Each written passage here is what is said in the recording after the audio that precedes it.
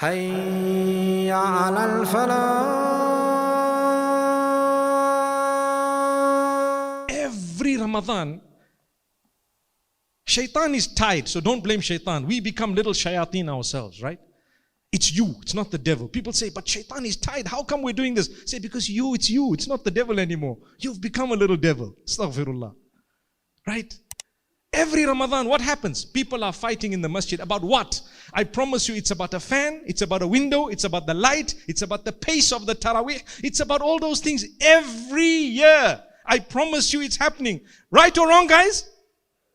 Did you hear them say right? No wonder they don't allow the women in. Astaghfirullah. May Allah forgive you.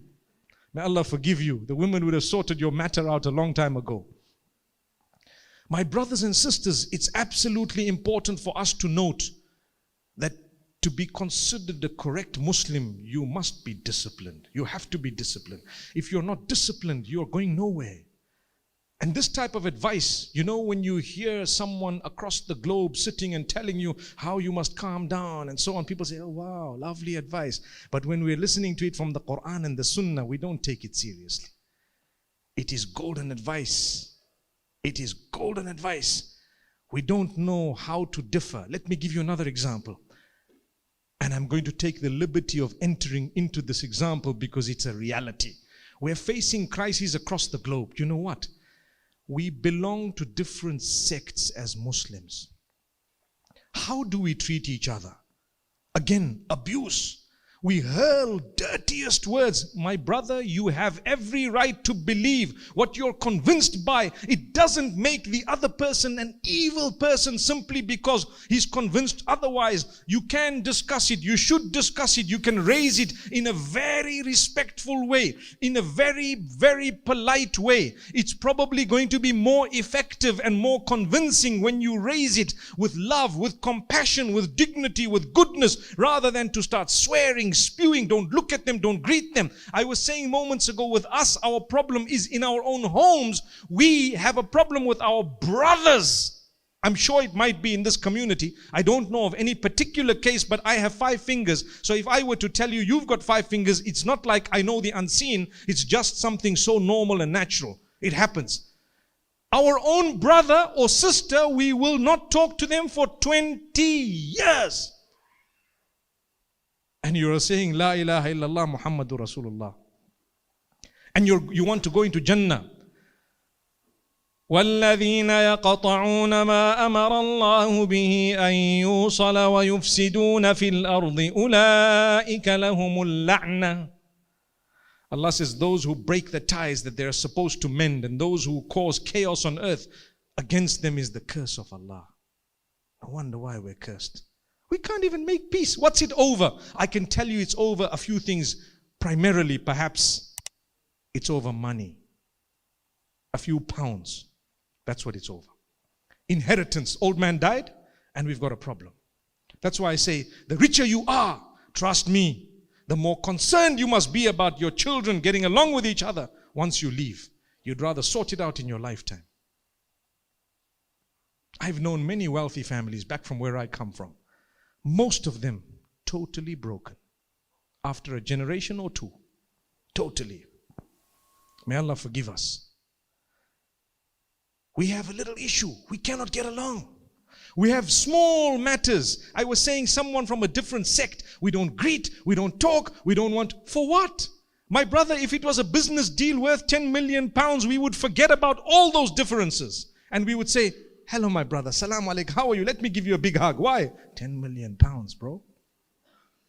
I promise you, we'll invite each other to each other's homes. Totally different faith, totally different. Wallahi, we should be respecting each other prior to those 10 million. And even if they didn't ever come, we should be respecting each other in exactly the same way. What's wrong? Why? We cannot bring the baggage of far away to where we are. And we must learn to respect each other because the difficulties that we're facing are a direct result of our attitude at times.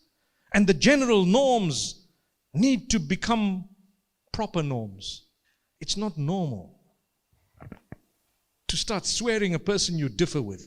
The Christians had their Christmas the other day. Was it yesterday? Let them have it, subhanallah. Let them do whatever they have to. Why does someone need to spew hate? Why does someone need to say hurtful words? For what? The day you have your Eid, I'm sure you will be let to have that Eid in a beautiful way. They will be happy for you, subhanallah. We're living in a country where there's not just one religion. So many people from all over. You would never be able to know the exact number of religions in this country. You wouldn't know it. And we're a small, minute minority, trust me. So small that you wouldn't even believe how small we are. Especially if you come from Bradford, you feel like you're living in a majority Muslim place, right? Trust me, it's not. Trust me, we're so little, but we get so excited about things. And then when we say something of this nature, people say, you know what? You're asking us to give up our faith. Not at all. Do you hear? Do you read? Do you understand? You remain with your faith. You remain, you believe. You can be a good Muslim. But you just have to understand, just like you have the right, they have the right. Just like you are convinced, they are convinced in another way.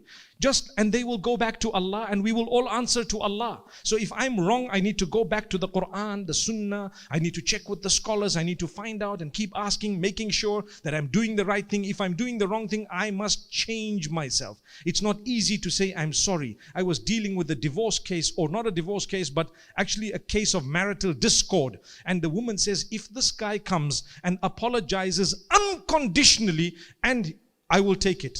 I will say, okay, give him another chance. Subhanallah. And this guy has never done that before. So I tell him, I said, brother, there's one way of sorting this matter. Simple. Your ego, throw it out. Come with your tail between your legs. And you know what? Just say, I'm very sorry. Whatever I did was unacceptable. I'll never do it again. I apologize. I cannot imagine the torment that I've put you through. I really feel that that was so unacceptable, and I'm not going to do it again. The woman immediately embraced the guy. It's okay, it's done, it's over, because history in the making. Someone who never apologizes suddenly says, I'm sorry. La ilaha illallah. Some of us here, we've never said I'm sorry in our lives. Never. Not once. Even when we know we're wrong, we still believe I'm right, it's me. How can I put my pride down? I'm older than these guys. I'm wealthier than these guys. I'm supposed to be the higher of, how can I say I'm sorry? Come out and say I'm sorry. Because a day will come when the Almighty may not forgive you. Subhanallah. Thank you so much for listening to this short message. I pray that it has increased you in a little bit of motivation and hope. And the same applies to all of us. Jazakumullah khair. Assalamu alaikum wa rahmatullahi wa barakatuh.